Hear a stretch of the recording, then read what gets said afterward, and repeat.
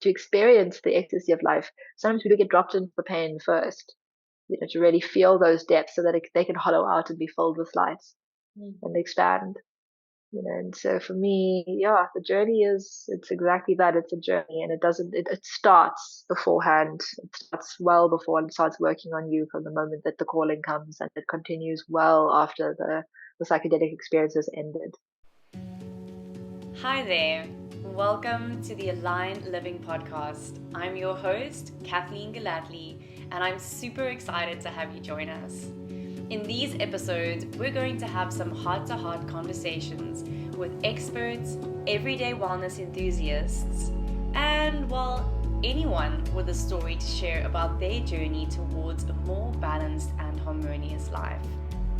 Welcome to the Aligned Living Podcast, where well-being meets wisdom, and the journey is just as important as the destination.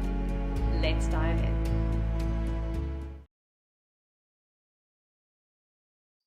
Hello, everyone, and welcome to the Aligned Living Podcast. My name is Kathleen, and I am your host. Welcome to those who are brand new here. You have jumped on a very exciting episode. And welcome to those who are returning. So we are on episode 30, and the conversations keep growing, and the amazing guests keep arriving, and if you're listening to this, I'm sure you can hear it, and if you're watching this on YouTube, you can see how it lights me up. And today is no exception. We have Mishka Latib with us here today.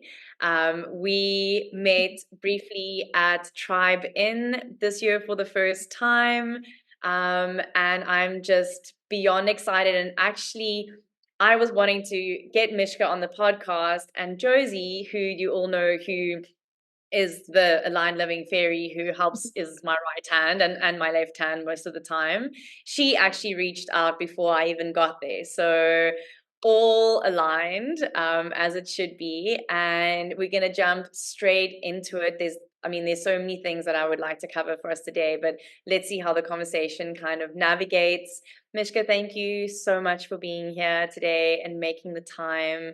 It is so appreciated, and I know that the community is going to be so excited to hear from you. But yeah, so for those who don't know you, welcome. And do you want to kick us off with a little bit about who you are, where you're from? I know it's a loaded question, but just anything you feel, cool to share. Sure. Yeah. Thank you so much for having me on the podcast as well. It's such a nice thing to receive a message from Josie. Yeah, she's been a good sister, and always bringing aligned things my way. So yeah, thank you so much for today, and very excited to meet all of you that are watching one day. And just in terms of who I am right now and what's been going on for me. So for those of you who are coming in from my listenership as well would know that I just came back from India, and that's been a really big part of my transition. I am in a big transition in my life at the moment in terms of who I am and where I'm going. So perhaps starting more from the beginning as to who I have been as so I grew up in Joburg. Let's start there. And spent most of my life there, had a pretty good childhood, very happy. And then I moved to Cape Town for university. And at that stage, I became a engineering student. That was my past life was an engineer. And that was cool. It was good. But during that time, I ended up going through some mental health challenges, and things kind of happened along the way. And I started gaining an interest in substances, specifically psychedelics, which is also a big part of my story. And at that stage, I also became a drug dealer. So that was a really big part of my story, and really my rite of passage into consciousness, and becoming the first the wounded healer, and then the facilitator, and dropped out of engineering eventually. Did manage to graduate with something, thank goodness, but I stopped that course at some stage. And then I moved to psychology for a bit. I did an undergrad in psychology, and then also diverted away from that because I realized that I still wasn't finding exactly what I was looking for. I then moved into formal education around psychotropic plants, and that was moving me a little bit closer to my interests and more aligned with, my interest in substances and the human psyche, also healing my own mental health during this process as well, with a combination of herbal supplements and herbs that I'd learned about and came to know and started intuitively being called to. And then really starting to work with psychedelics, not in a recreational setting, but more in a spiritual and therapeutic setting. And that really was my initiation both into spirituality. That was my great awakening, you can say, and my first encounter with what I'd call non-corporeal beings. And that's also another big part of my story is my ability to channel beyond the veil, you can say, or communicate with spirits, everything from angelics to ascended masters to plants. And I'm mainly known for my plant communication. And that's also how I, kind of came into facilitating with plant medicines, is just being kind of open to those realms and also being open to that of other people. So being able to feel into energy, into what's going on in someone's life and body just through communicating or being able to feel into their energy system. And that's kind of tied into who I've become today, working with moving from traditional plant medicine such as mother ayahuasca and soma mushrooms to lighter things such as rose and dandelion and the flowers. So that's kind of leading up closer to where I am now. The last talk that I gave was on vibrational medicine and flower alchemy. And so that's, as you can hear, I've got quite a a diverting path that leads from one realm into another realm over time. And that kind of leads up to where I am now, which is more in the vibrational space and the flower medicine space, but of course, still engaging quite actively in the psychedelic realm. I founded the Psychedelic Society as well. So that's been also something that I've done a lot of talks on, education on, and grown quite a lot of community around. And I think that's a little bit of a rundown as to who I've been and leading up to who I am now. I've traveled all over the world, and part of my current interests it kind of revolves around learning ancient knowledge systems. So engaging with the sand more recently, and I have intentions of getting to Peru if life aligns, and continuing my education. This is something that I got during my second initiations with the Andean tradition, and I would really love to be able to go and continue my education in Peru and my understanding of the ancient lineage systems there. And for me, it's just about how does this all weave into us creating a new earth, a new reality, a new tomorrow together, using all these ancient understandings and deeper ways of being able to see reality and each other. So that's me. That's in a very small nutshell. Sure, there's so many parts of the journey that we can touch on. I think what resonates with me so much and hearing your story for the first time is me too having gone on my journey with my bipolar diagnosis and having gone through the addiction and kind of the jewel and the party and the using the plants and the mushrooms and things more in the jewel environment kind of thing, and now being medication free for a year and a half after being on psychiatric medication for 10 years, and hearing so many parts of your story that resonate with me, where it's just like it's this unfolding over time of these tools and practices and knowledge that starts to come your way when you open yourself up to that, but also when those other things aren't taking up that space within your life and your psyche, I think. And so kind of bringing us, almost stripping it down a little to I guess it's not a basic question, but I would love to hear your insights on the healing of mental health and on the healing of diagnosis that people, the labels that people are given. And it's almost like if you've been diagnosed with bipolar, you're told that this is something that you're going to live with for the rest of your life, and basically the only work to do is to manage your medication as you go along. And you and I both having walk this path and knowing that it is so much more than that, and there's so much more to it than that, and that it is possible, and that it really is possible. Not that it's easy, and everyone's journey is going to look very, very different.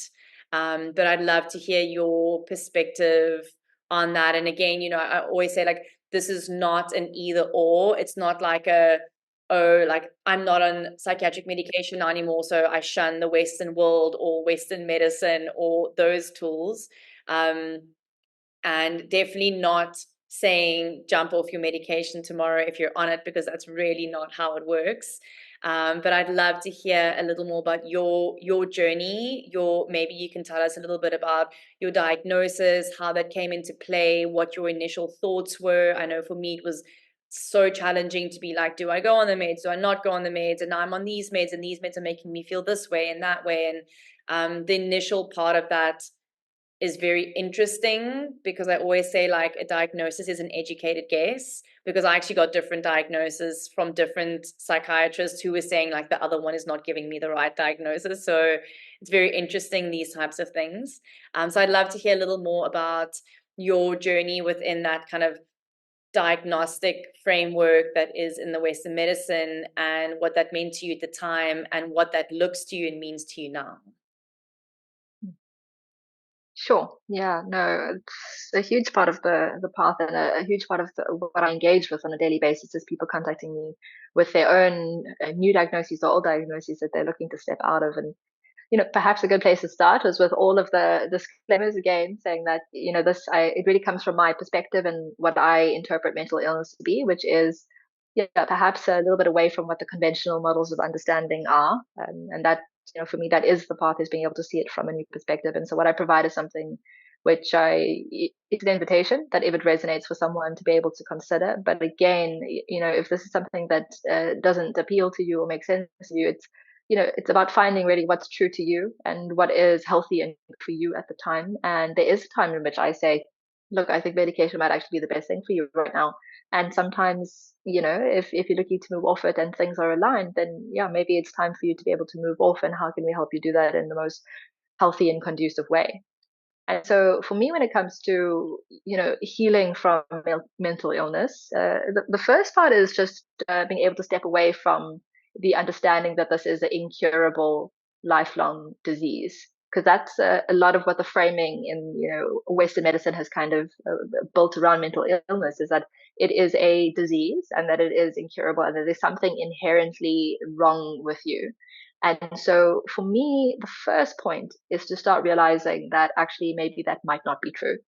You have to at least open up your belief systems enough to consider a possibility for something else to be able to shift in, a new narrative to be able to shift in. And so beyond the physiology or beyond anything else that we're doing, for me, it really starts with the fundamental beliefs that we have about ourselves. And if we really go down to what I feel a lot of current mental health problems are, is it's at its core structure, it's a set of incongruent beliefs, behaviors that we've picked up over time, that when we look at them all in a pattern, we can start identifying that, oh, this, and this must mean that you're depressed. Oh, you're having this, and this, it must mean that you're bipolar. Oh, now we've added this thing in, and now you're awake for too many hours. Okay, so you must be manic, right? So we're looking at a set of behaviors, we're looking at a set of beliefs that are, that are echoing out of you, and that is what we now are considering mental illness. At least this is my understanding of it. And so if we are going to start moving that out of our systems and out of our lives, the first place to start is to start examining, how did I get myself here in the first place, and what am I experiencing? Not what my label is telling me I am and what I should be experiencing, but what am I actually experiencing right now? And how do we start working on that? So I often say, like with depression, if you just label general depression, which is one of the diagnoses that I had to deal with, it's pretty impossible to, to try and deal with, because you're already dealing with, maybe chronic fatigue, low appetite. At least in my case, these were the symptoms that I experienced. Just really just either incredible depths of emotion where it's completely overwhelming, or just complete numbness.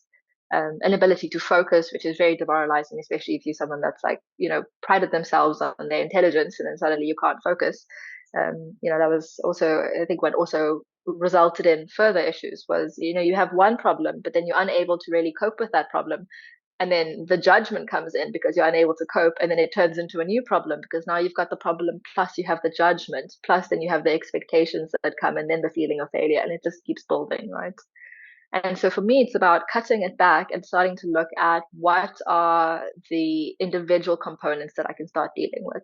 So if I wake up today and I am ready to get out and go for the day, and then I hit something and then I realize, oh no, I'm still in this depressed state. It's about noticing what in that specific moment did I hit? And can I focus on this moment right now and deal with this moment in the present rather than trying to just deal with the entirety of what I call generalized depression, right? And when we start meeting it in the moment, and perhaps I'll use the example of panic attacks. This is something else that I developed during so just for a little outline, I think it started with general depression, and then I developed panic attacks, which were completely mortifying. And then from there, it transitioned into a diagnosis of bipolar. And then there were like some other potential ones, but those kind of, I never went as far as to get them diagnosed. But those were the ones that I got diagnosed and was medicated for quite strongly before I started saying, actually, no, I'm not willing to take on any more diagnoses. I actually want to move out of the system. Just so you guys have like an outline. But with the panic attacks, for me, when it came it came time to start weeding um, it out of my system, essentially, and seeing it as something that I'm experiencing that isn't me. uh, what I really started doing is slowing down the moments that it did happen. So instead of running away from the fact that this thing is happening, it's about acknowledging, okay, I'm experiencing something and this thing is really hard for me, but I'm willing to look at it as deeply as I can. If there's any way for me to be able to make friends with this, number one, because sometimes, when we experience something, it's not about just getting rid of it, but it's often about making friends with it first, understanding it, welcoming it, being like, okay, you're a part of me too, and how can I love you as deeply as possible? And from that point, maybe we could work together to either come to a new relationship, or maybe it's time for you to leave because you've delivered your message to me. Whatever that relationship ends up being, the first part for me is just being able to be with it as fully as possible.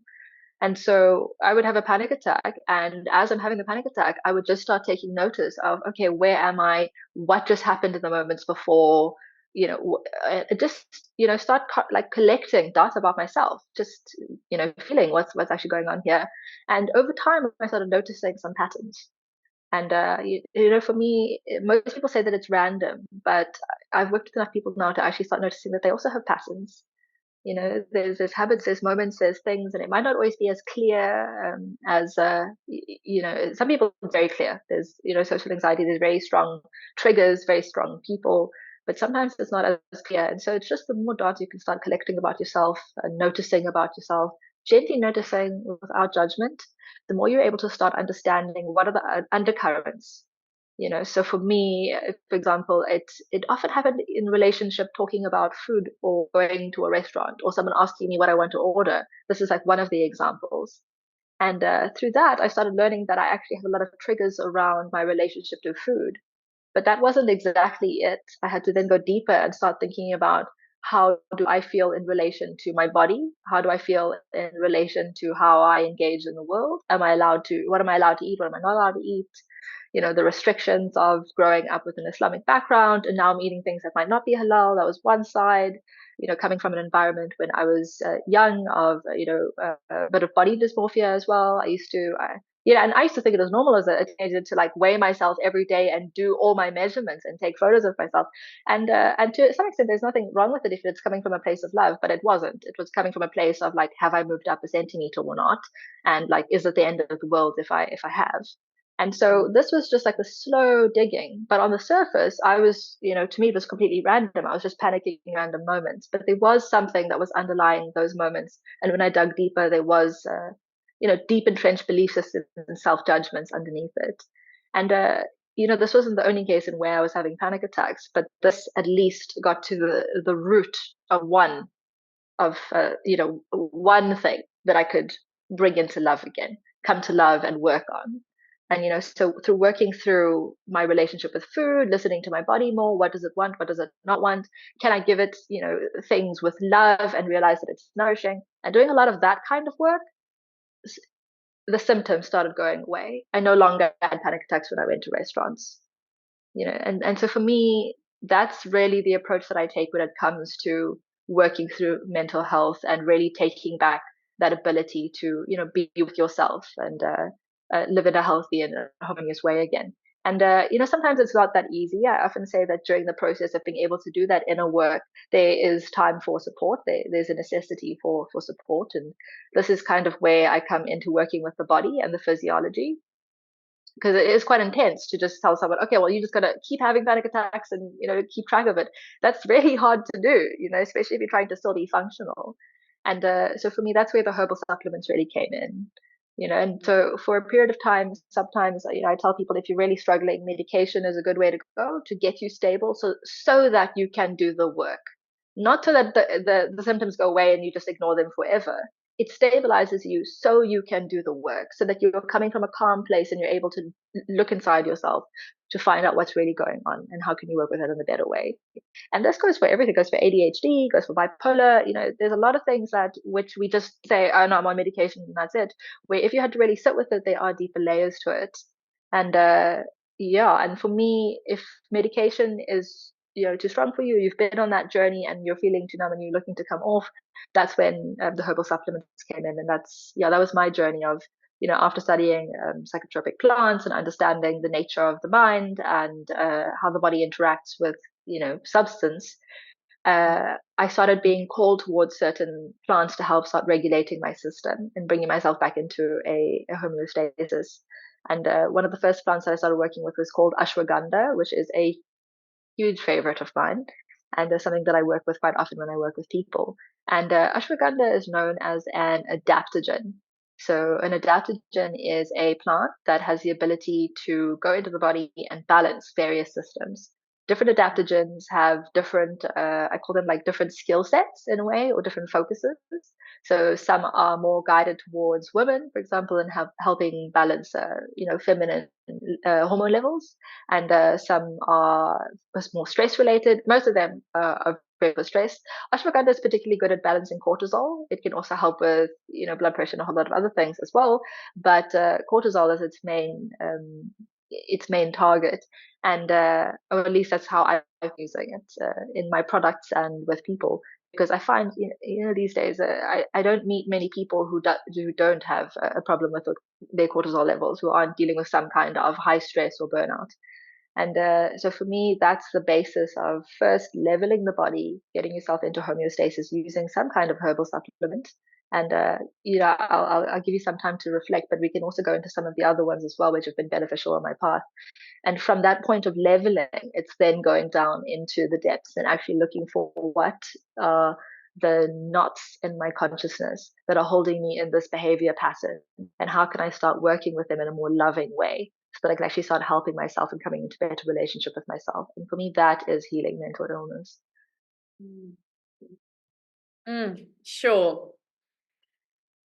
No, I absolutely, resonate with so much that you're saying, and it's so, it's amazing to me to see how these conversations that we're having now are being had, and that people are becoming more curious about it and wanting to learn more about it, and knowing that I think that it's so freeing, knowing that. And I had this conversation in a podcast recording that I did last week, where we outsource our power to someone who we believe knows better. And if that person says, this is your diagnosis, this is how we treat it, this is how it is, and like you say, just opening that gap to ask the question, but what if it's not? What if there is more? What if there is another way? Because there is. There really, really is. And yeah, there's so much that I want to touch on here. I think for me, as well, the healing has had to happen with in almost like a twofold way, two of the folds. two of the petals. The one has been removing, releasing, and shedding of thoughts, beliefs, behaviors. And the other side has been, as you speak to, the supplementation to support the system, to support the nervous system, to support your energetics. For me, that has been, and we can go a little bit more into this now as well. For me, that has been ashwagandha, it's been scaletium, it's been iboga, and not necessarily going on the big journeys, because for me, I think it's because I used to use a lot of psychedelics in the party environment that I would like go so far, but then you're using it with alcohol, whatever the case is, and it's like two different, what's the saying? Is it kettles of fish? Is that the saying? I can't think of the saying now. There's like a random saying like that. But now actually pulling back completely and looking at the more subtle aspects of microdosing and just simply supporting my system, looking at things like tissue salts, copper, all these things that don't exist a lot in I think our modern day diets for a lot of people. And where are we actually missing these fundamental building blocks that help ourselves to heal and help ourselves to be more vital and more strong? I yeah, it's very interesting because I know I've heard it a lot where they won't. I think, you know, the narrative is so important as well, where someone will say, "Oh, I am bipolar," or "that person is bipolar," and it like irks me so much because it's such a big label to put on yourself, to be like, "Oh, I am bipolar. This is what I am," instead of I have been diagnosed with this certain thing. And then looking at that, I mean, if we look at science and how it has changed from where it used to be, and you know, if we take mental health specifically, how they used to diagnose mental health, how they used to treat mental health is like horrifying, and how that's slowly starting to change and evolve makes me feel very hopeful, with the way that it is being seen through different lenses. But I think we're still a very far way away from it, I don't know, opening up and being seen more clearly, and also for people not to feel afraid around it, because like you say, it's seen as something that is incurable or that cannot heal. Yet if we look at most illnesses and diseases, which I guess some are also told that they are incurable, but in general, if you get a cut on your skin, you kind of just trust that the body will heal the cut in the skin.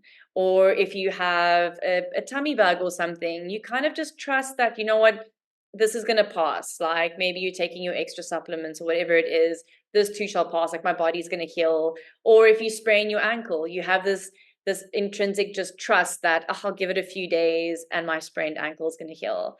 And I think if we can shift that perspective to the health of the brain, the health of the mind, is that this too can heal as well. I think that that's such an important like reframing. And yeah, definitely what you speak to has resonated with me so much. I would love, is there anything you want to reflect on that? Yeah. Yeah, no, for me, you really touched the point when you said that, kicking into that self-healing mechanism that we all possess, right? We all have that ability to heal. Our body is trained to be able to do that. And I don't know why we separate the psyche.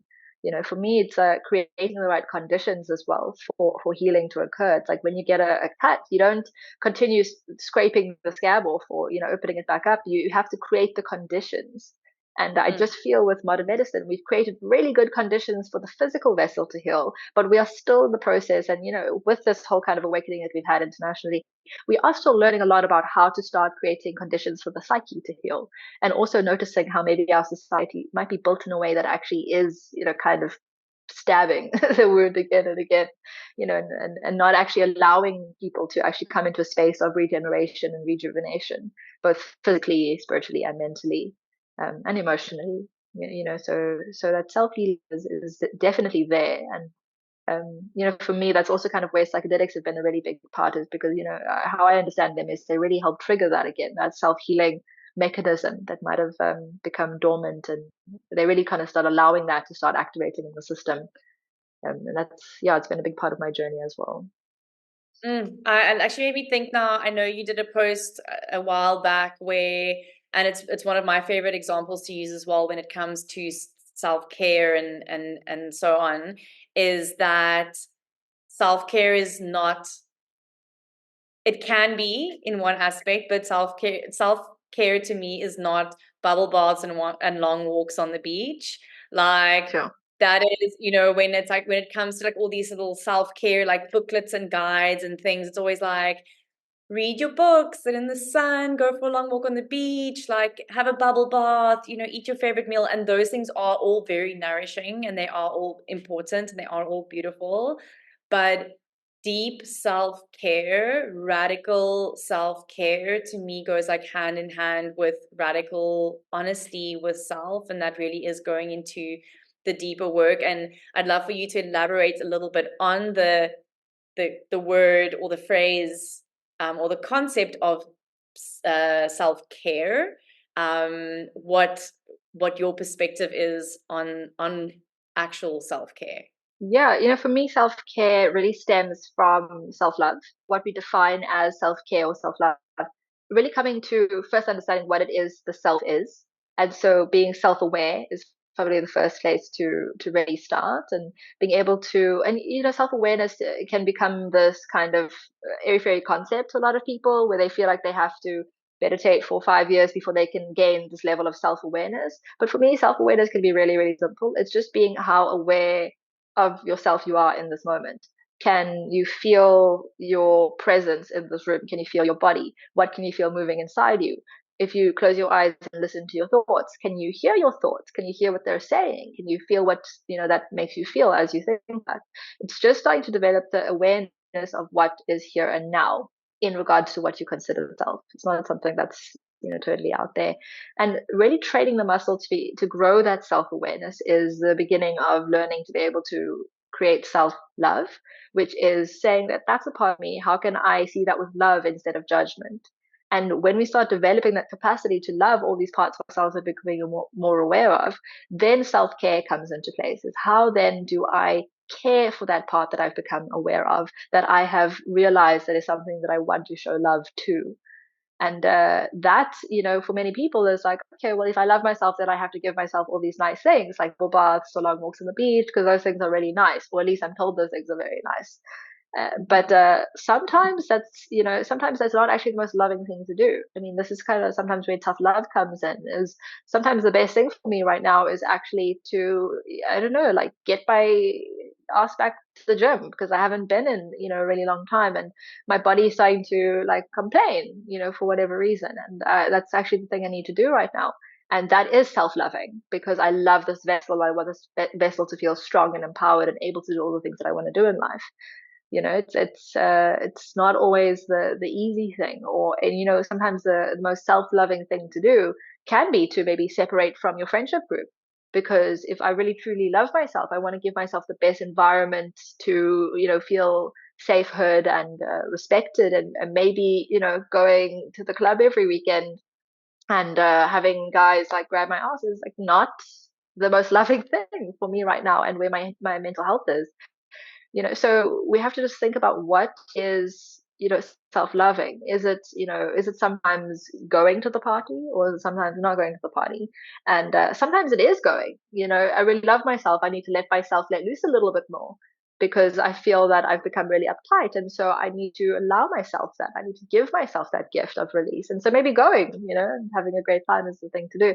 But it really comes from that self-awareness, realizing what is moving through me right now. What is my body? What is the wisdom of my body asking for right now?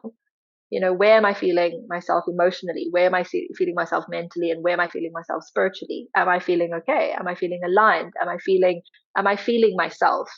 And from there, how can I act in a way that is most loving? And for me, that's also changed over time. I used to prioritize for expansion quite a lot, and not to say that I'm never going to be the expansive one. It's always the next ceremony, adventure, learning opportunity. And recently I've been feeling a little bit of a call for peace. And sometimes the most peaceful thing is not the most expansive thing. Not to say that peace can't be expansive, but I've just noticed myself gearing sometimes to, is this the most peaceful thing for me to do right now? And at the moment, self care for me is asking that question. Is what I'm about to do right now the most peaceful thing for me to do today? And really listening to the honest answer. And then the self care there is being able to act on that answer, even if it's not the answer I was hoping for. So.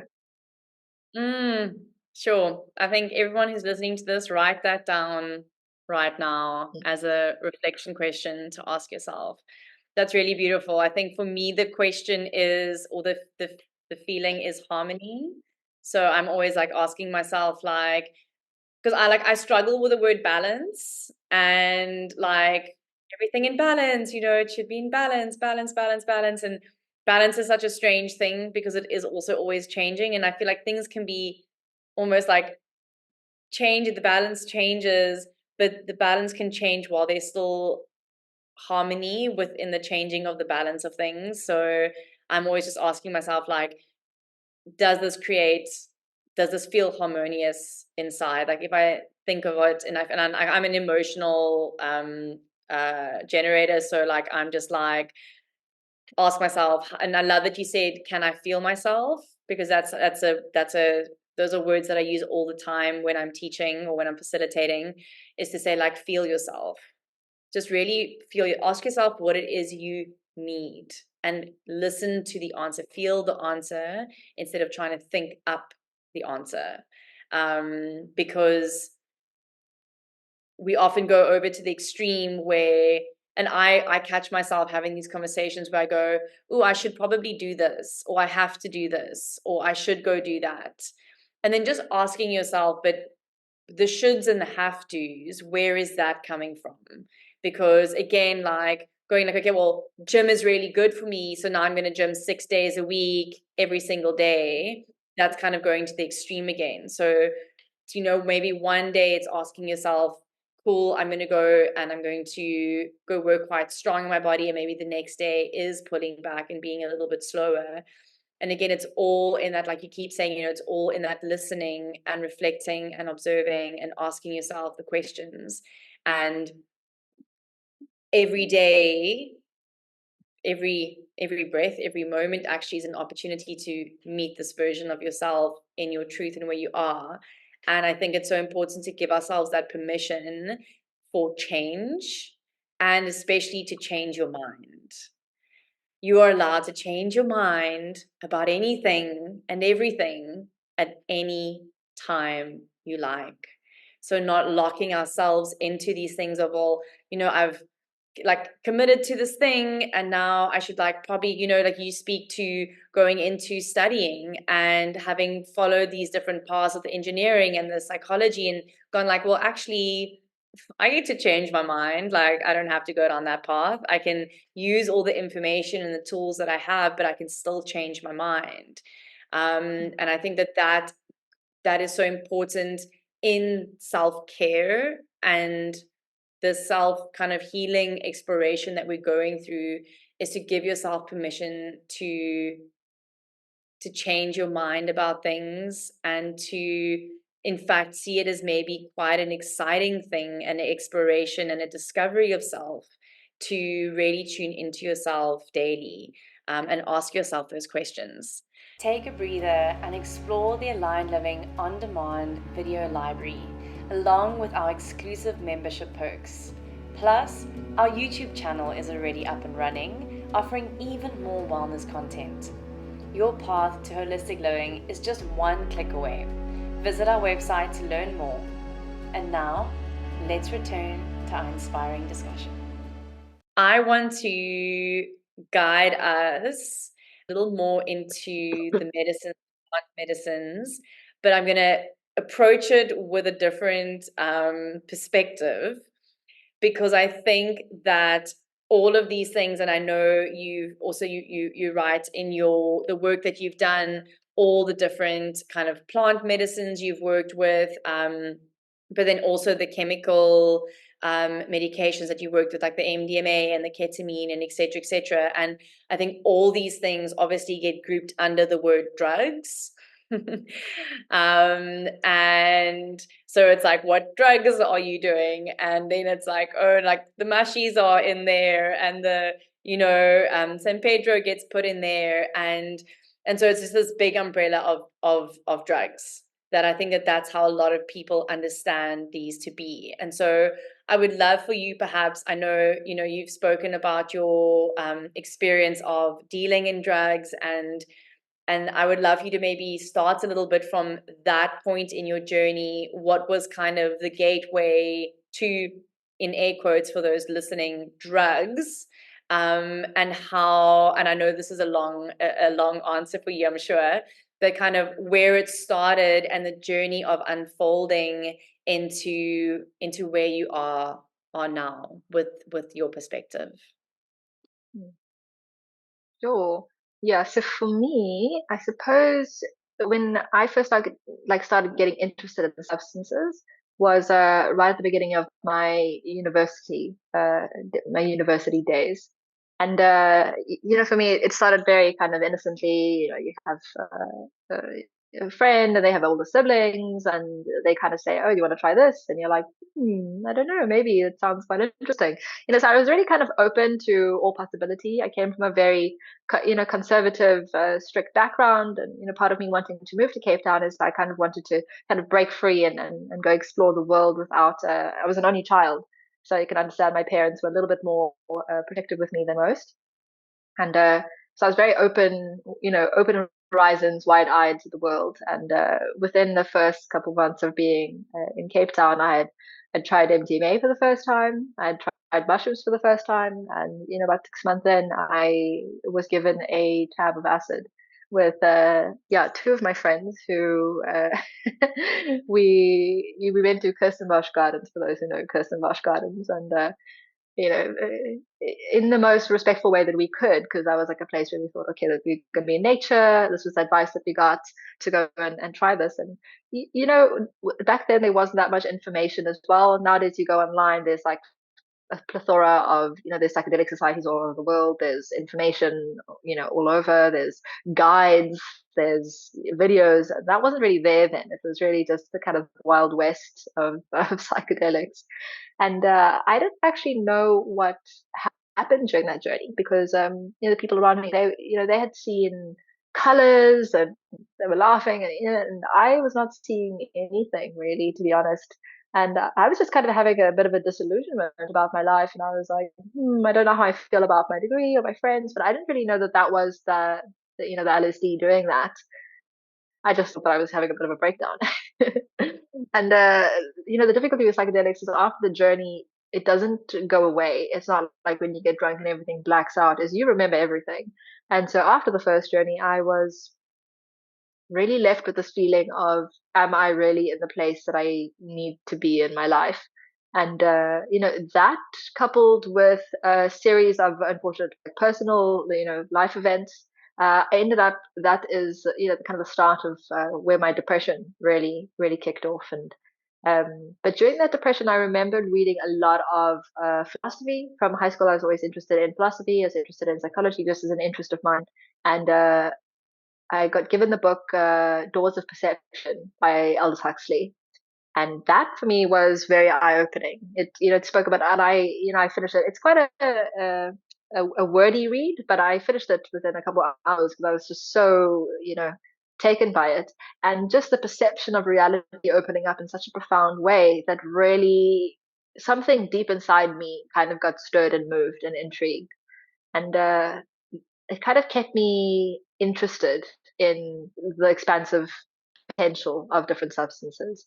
And the kind of months went by, and a couple more, mushrooms with friends in the forest, and going to a party, trying this, trying that, and it was something about uh, yeah, the effects, the conversation, the way that I viewed myself during this experience that was very opening to me.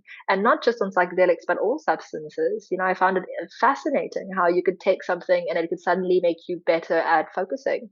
How does that interaction between the external world and the internal world cause this changed behavior state or different way of perceiving myself? And so for me, I also had like a science background. So coming from a kind of researchy science perspective, it was fascinating. And I was also someone, from high school, I did a lot of subjects, more than most people, I think. And and a lot of extracurricular. I say that I got bored relatively easily, and so it was always like the next thing. And I tend to grow at a very fast pace, which I've come to just learn about myself. And I'm a big explorer externally and internally.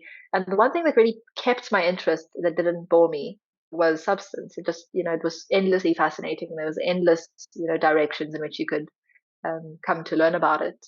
And skipping forward a couple of years, I started realizing that I have a knack for being able to try a substance and know a bit about it and be able to offer advice around how others could potentially use it best.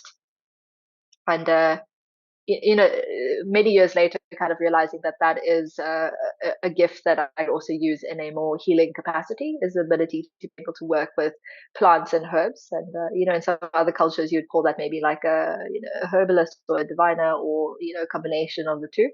And but back then, it was the ability to start moving into a conscious, very good drug dealer.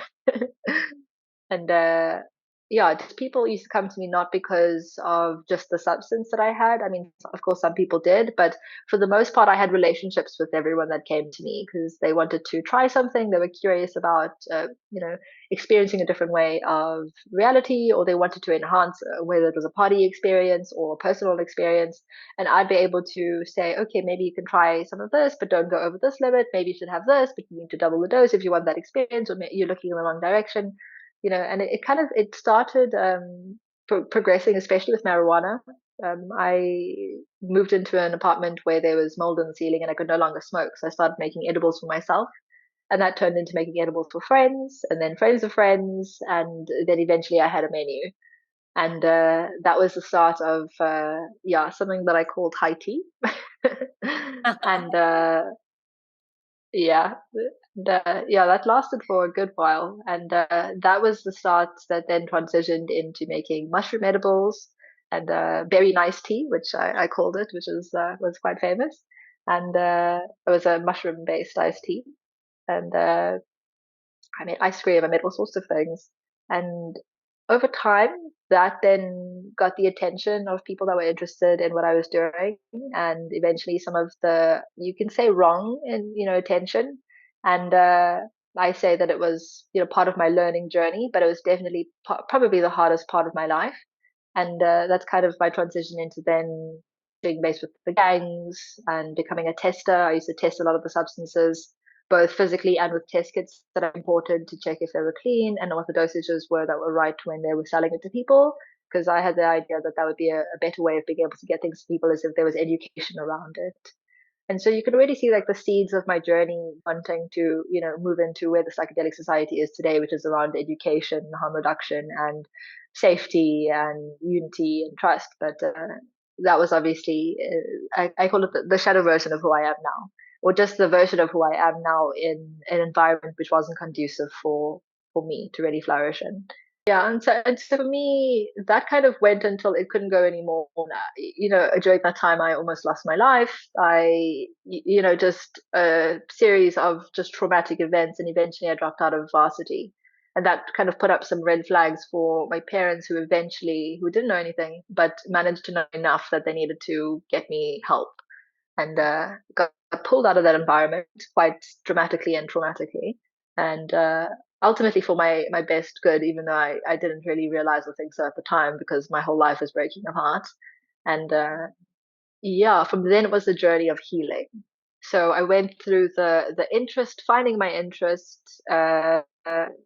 studying it from the inside out. During that time, I met everyone from like politicians to businessmen to, prostitutes to, just like every walk of life you can imagine, students, grannies, and that was my initiation into just understanding human beings and meeting human beings and all just looking for something in life.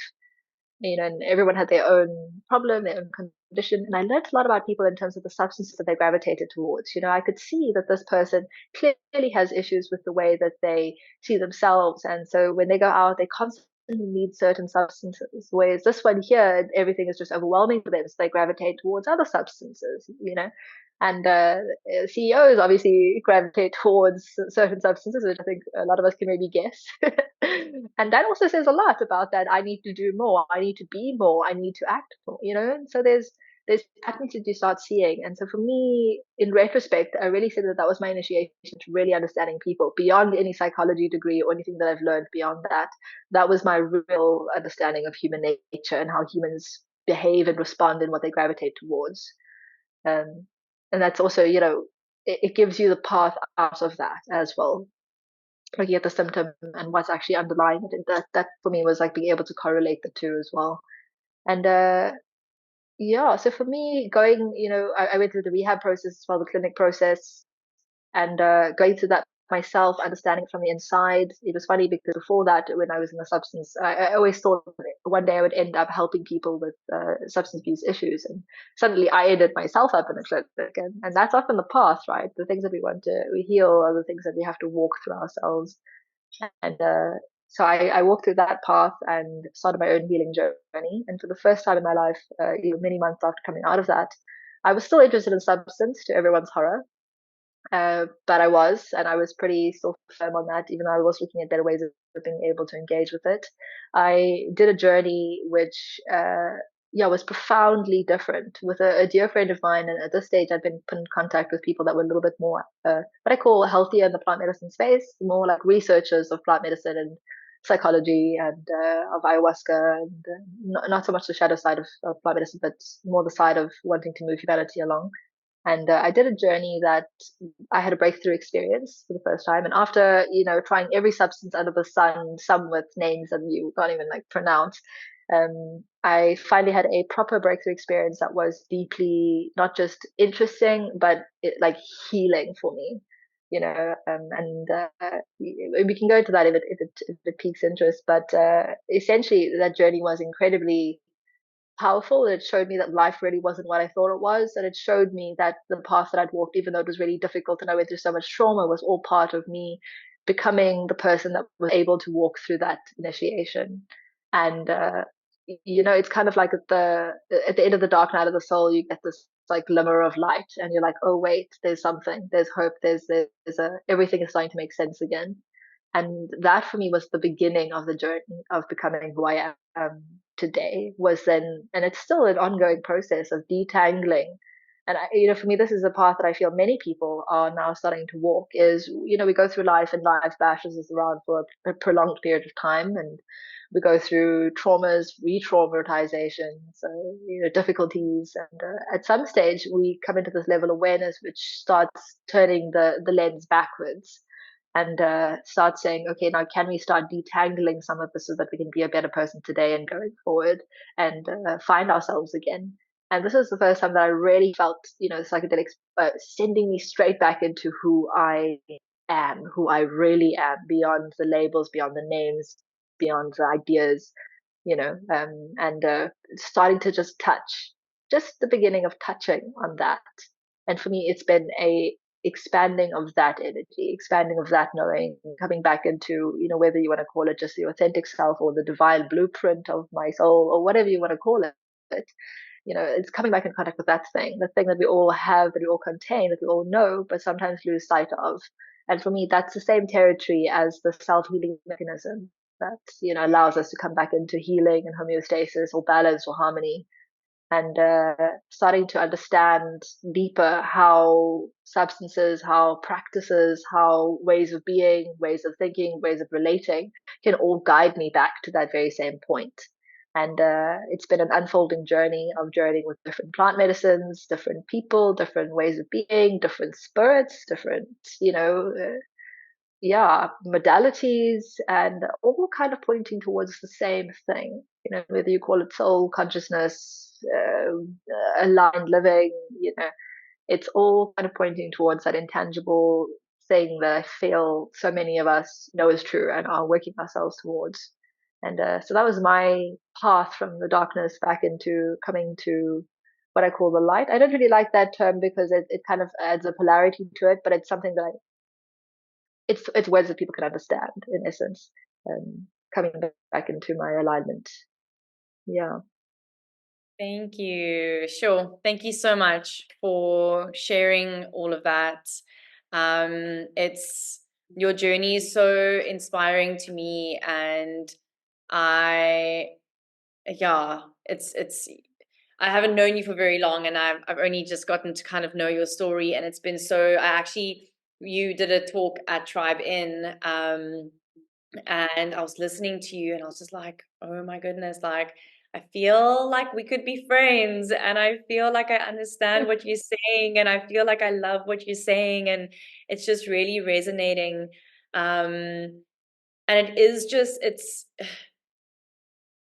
it's such a journey, and I want to come back to that word journey, because I think when it comes to things like psychedelics, and you're like, oh, I'm going on a journey, things like movies or series or whatever, like makes it all look like trippy as fuck, and a lot of the time like really scary or like whatever. And like I know, with these things, obviously there are many realms and facets and conditions and things that play a role in the journey.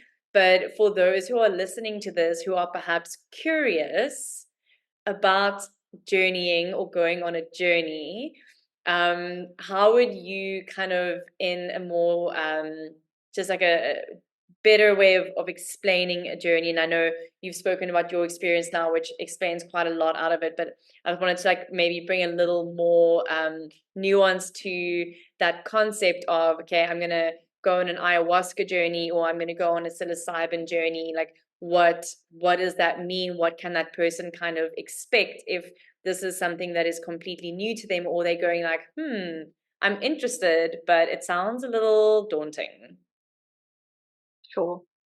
Yeah, so for me, it's, if we're coming up to the present, this is what I spend a lot of my time doing. I have the absolute privilege of taking people through journeys, and also with the Psychedelic Society, advising people onto safe spaces to be able to do journeys with other substances that I don't specifically work with, in a safe and a held way. And yeah, I've to date spoken to hundreds of people, really hundreds and hundreds of people who are looking at doing a journey. And for me, the reason why people come to journey work is always so different and so unique to everybody.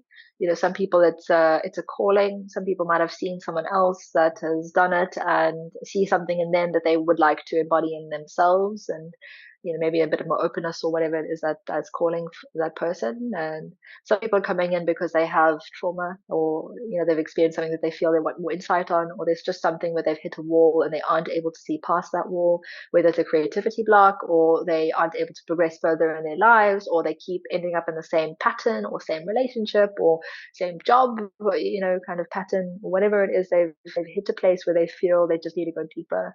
And for some, it might be a spiritual calling. There might be something beyond that they know is there, whether it's ancestral, or there's a feeling of, wanting to be in touch with the divine or God or whatever it is. It's so individual for everybody.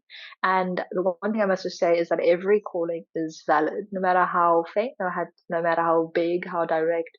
It's valid, and being able to sit with it and just look at it and be with it is the first step of coming towards a journey. Even if it's a curiosity, and even if you're scared, which I can tell you 90% of the people I speak to are scared.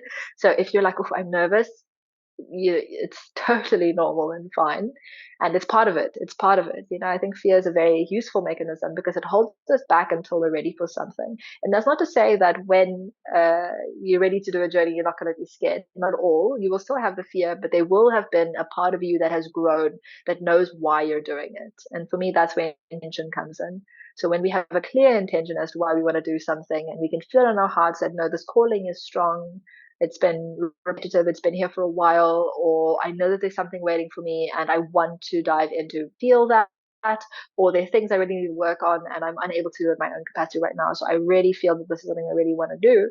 Then when we have that and we have that intention as something that's quite strong in ourselves, it can hold us through the fear. It can hold us into the journey. It can hold us through the journey as well, because we have that pillar to remember why we're here in the first place.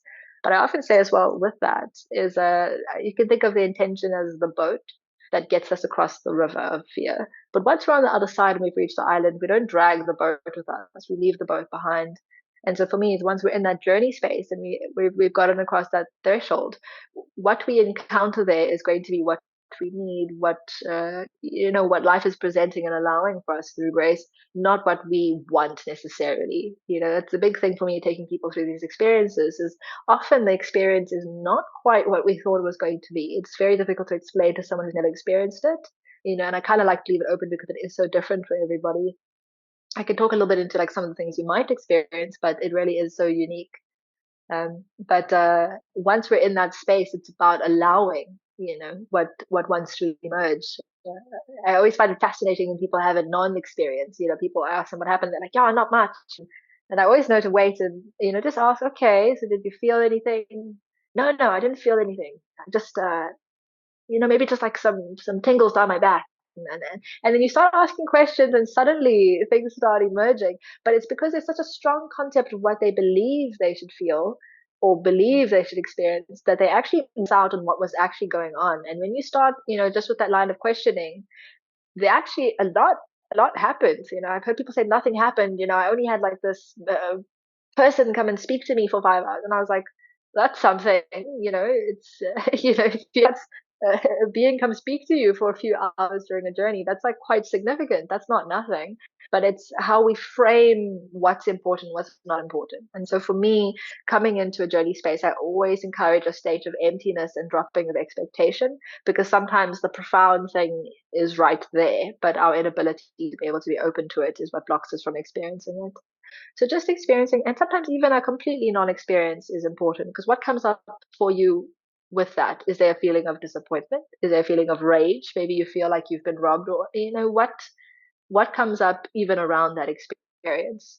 And for me, this work, when you say it's a journey, for me, it's fractal, right? So we have the experience, but then we have the experience of the experience, and that brings up another layer. And then we have the experience of the experience of the experience, and that brings up another layer. And over time, as we keep revisiting, or things start coming up in our dreams, in our daily life, in our psyche, and it kind of starts triggering more and more and more. It's kind of like this onion that keeps peeling and revealing more and more parts of ourselves. And that allows us to gain that access to that part of ourselves, re-embody that part of ourselves, pull that power back into ourselves, and also heal that part of ourselves. It's a continuous process of just discovering more and more of who we are. And ultimately, we are the universe, right? So it's just discovering more and more and more, and being able to integrate that in a way that actually serves us in our everyday life, and ground that into this reality, not just as a concept, but as something that we can feel and be with, in this daily life. And so for me, that's, it's generally coming into the psychedelic experience. And, there's on the Psychedelic Society website, there is also a preparation guide, which is something just to inform people about if you are looking. And that gives you a little bit of a breakdown as to, in terms of the basics like the food and, medication, and just being able to pay attention to what you need to maybe prepare for in advance, and always encouraging, journaling, practicing, and just becoming more self-aware. For me, meditation is also a good thing to have in your arsenal, because if the journey is something that is very difficult, there are sometimes very difficult experiences that we have to walk through. Being able to just regulate your breath, coming back to yourself, to your heartbeat, to your body, those are really important skills to have for navigating a difficult journey. And not saying that it's going to be a difficult journey. For some people, it's joy. But, for the most part, sometimes to experience the ecstasy of life, sometimes we do get dropped into the pain first. to really feel those depths so that they can hollow out and be filled with light Mm. and expand. And so for me, yeah, the journey it's exactly that. It's a journey, and it starts beforehand. It starts well before and starts working on you from the moment that the calling comes, and it continues well after the psychedelic experience has ended, Mm. sometimes for your whole life. Mm. Mm. Mm. Mm. Mm. Sure, that all landed very Mm. deeply for me. And I love, love, love the analogy of the intention being the boat that gets you across the river of fear and to the other side. And then once you're there, you're there. And then you need to kind of see what happens. And I think, psychedelic experience or not, just life in general, it's almost like the psychedelic experience becomes this more intense, condensed experience and opportunity to be very aware and to step into that role of observer, and maybe feel a little more, be a little more aware. But if we are just in our lives in general, like we're constantly rowing those little boats to somewhere, and what are those intentions, what are the fears and the things that we are constantly having to face in our day-to-day lives, and how do we navigate that? But I think it's so interesting because I've been using an analogy with the ship for the last month or so. It's just really stuck with me, of the saying that says you can't mend the sail of the ship when you're in the eye of the storm. So you either need to wait for the storm to pass and kind of hope that the boat is strong enough to hold you, or you need to try and dock somewhere in a harbor so that you can wait it out, or so that you can do your repairs. And really using our practices, our pranayama, our meditation, our asana, our plant allies as our harbors when we do find ourselves in these storms, where you can take a moment to just pause and repair and reconnect and realign, and then you set sail again, and you set that intention, I guess, to like go off into the next direction or the next experience or whatever it is. Loving all our birds analogies coming together. Mm. I wanted to ask, as we wrap up now, would you mind, you've shared a lot, and I think, there's so much we can grab from it, but perhaps anything else that comes to mind, of just like 2 or 3 practices maybe that you do, or rituals that you have daily or weekly or monthly, or any other kind of cyclical work that you do that are maybe your kind of like your harbors, or just practices that help you, to feel more energized or to feel more grounded, or whatever comes to mind that you'd like to share, that, or maybe some practical tools or tips that anyone listening could explore. Sure. Yeah, so I guess the first one for me would be microdosing. And that's something that's been out of life for me. I've been having a lot of conversations around it. And it's probably also because I've started microdosing again in my own life. And for me, that is a practice which is more available to everybody. So a lot of people that are looking at wanting to do a journey, but it might be a bit too much for them, or too intense, or not what they need right now, but are still wanting some of the neurogenesis benefits, or the openness, or wanting to do that work more gently and incrementally in a way that's more gentle for the nervous system as well. Microdosing is a really great way to go. And for me, it's been a blessing, because it's interesting that that's the analogy you came up with the ship, because it really feels like that's where I've really been for the last while. Is it has been such a storm, and I have had to dock against my own best wishes. It's been really a time to just dock and find the ways that are gentle to myself, that are not going to fry my nervous system more than I feel that it has been in the past. And microdosing has really come in as a really, really beautiful ally. And this can be with iboga, which is something that I also work with in a microdose form, or with mushrooms, which is what most people gravitate towards, and generally what I work with and advise on. And can really help from anything from openness to depression, anxiety. For me, it's finding your dosage, and your schedule is the important factor in that. And there's a lot of resources online to be able to do that. Obviously, products that are already pre-packed. Um, and it's something that I also advise on. But that's been a huge thing for me recently that's come back in. And beyond that, other practices which I have gravitated, I mean, there's so many, gravitated towards of late is one of them is sound healing. And so being able to, and I think just, the thread between all the things that I'm doing at the moment, it just has a little bit of a gentleness to it. Like there's power in these practices, but they have a little bit more of a gentleness. It's not like, ayahuasca ceremony with the, kambo and so on and so forth, which is amazing. But it's just at the point in my life that I am at right now, and that is in that docking space. It's like, what can I do which is going to nourish me, but also be restorative rather than pushing my system too far right now. And so for me, sound has been a really beautiful way to do that. I told you I recently came back from India and I happened to pick up the most amazing sound bowls, Oh, and they're the Tibetan ones that are attuned, absolutely beautifully and create such a strong vibration. But really being able to bring myself back into that space of regeneration. So with the bowls and using them and allowing them to ring for a specific amount of time also helps drop your brainwave state down. And so when we're dropping down in our system, our nervous system is going into that parasympathetic kind of like relaxed mode.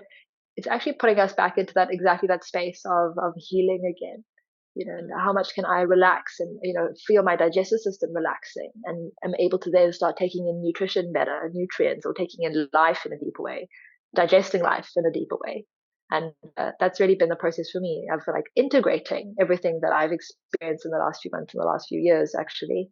And it's been really helpful for me to just gently come back into like resonance, into alignment, and bring myself back into harmony. Using vibration, and that vibration being sound at this time. So for me, those have been the two primary practices that I've been engaging with. For me, it used to be breathwork was a big part of my journey as well, but right now it's also feeling my system is so sensitive at the moment. I suppose as a third one, what I'm really, kind of attuned to at the moment has been physical exercise and yoga. Has been a big one for me. So, for anyone that is going through a period of time where they're feeling a little bit, especially in the plant medicine space or in the spiritual communities where, maybe it's not like sacred rage that you need to work on, or a huge journey you need to work on right now, or maybe you're leading up to one or you've come out of one and you're in that space of just needing some tenderness. For me, going back to the body has been a really beautiful process of just being right here, right now, and working with the vessel, and actually like cellularly allowing things to land and integrate into the body. Because I kind of see it like we have this huge amount of energy and coding that comes in, and with all the things that are happening in terms of like the sun and astrology, like there's just a lot that's coming into this vessel right now, and a lot of energy that's moving through. But how can I actually just create like physical space for it to land and integrate into my cells? How can I move the body in a way that is supportive and nourishing? And yoga has been a really, really beautiful ally on that path. I'm really coming to know my form. And, if you go into the depths of yoga, it really does relate the physical asanas to deeper parts of consciousness as well. But just on the surface, just being present with my physical form and giving it that gift has been, yeah, really deeply restorative for me, and important ally on my path right now. mm, thank you, thank you, thank you. Yes, yes, yes to all of that. Mm. And on that note, if people want to find out more or work with you, do you have any current kind of specific offerings or group containers that you're hosting, or is the best just to get in touch with you via Instagram or your website? Kind of just share a little bit about how people can connect with you after this. Sure. So the best place to contact me is generally through Instagram. It's a good way to reach out. Alternatively, through if you were looking at Higher Beings products or any of my vibrational oils, you can also contact me directly or through the Higher Beings Instagram page or website, or the Psychedelic Society website as well is psychedelicsociety.co.za. And that also has, online courses. It has the preparation guides. It has also the Higher Beings products in the shop. And if you're looking for guidance around microdosing, or you'd like to do a ceremony, I also offer private ceremonies, both locally, and I run groups abroad on request. I'm going to Swaziland at the end of this year, so I'm very excited about that. then you're also welcome to reach out to me via Instagram. It's a good way to reach me, and then from there we can move on to WhatsApp if we feel aligned in terms of what we do. And that's how you can keep in touch, and also see for any new events or containers that I host would also be Instagram. Amazing. I was actually looking at your Instagram the other day and I was like, girl, I don't know how you run 4 accounts. Like, that would give me so much anxiety having like 4 accounts to run. So, yeah, that's inspiring in its own. That's amazing. And yeah, I really encourage everyone who has listened to this to go in the show notes. All the links are going to be there. Go check out all the different pages and the offerings and the potions that Mishka's putting together. It's really, really magical. And yeah, just you are such a light in this world. And I feel so, so honored to have had your time today and for you to share so much. I wanted to ask you one last question and then I'll let you go. The question is, and I ask this to everyone who comes on the podcast, is what does an aligned life look like to you, or what does living in alignment mean to you? Living in alignment to me is feeling into the inner voice that I have and the inner calling that I have, and being able to feel and see that reflected in my external environment. So it is the alignment between the internal realms and the external realms that I'm currently embodying in this lifetime. For me, that is the closest, like, core definition to what I feel alignment is, and I can manifest in so many ways. Mm, mm. Thank you, thank you, thank you. Thank you everyone for listening and for tuning into this episode. Please, as always, if you enjoyed it or if you heard one little thing that you felt is supportive of you or has helped you, make sure to send it on to anyone else you feel that this could support or help along on their journey. Please like, follow, share, subscribe, do all the things so that we can try and get this to reach as many people as possible. Thank you again, Mishka, for being here. Thank you to everyone for listening, and wishing you all Thank you. a beautiful day ahead. Lots of love. Thank you so much for tuning in to today's episode of the Aligned Living Podcast. We hope you found inspiration, insight, and a fresh perspective on your journey towards holistic well-being. If you enjoyed this episode, don't forget to subscribe, rate, and leave a review on your favorite podcast platform. Remember, your feedback fuels our mission to bring you valuable content that aligns with your life. Stay connected with us on social media for updates, and feel free to reach out with your thoughts, questions, or suggestions for future episodes. We would love to hear from you. But until next time, take good care of yourself, embrace the present moment, and remember, you are your own healer. Thank you for being a part of our community. Goodbye for now.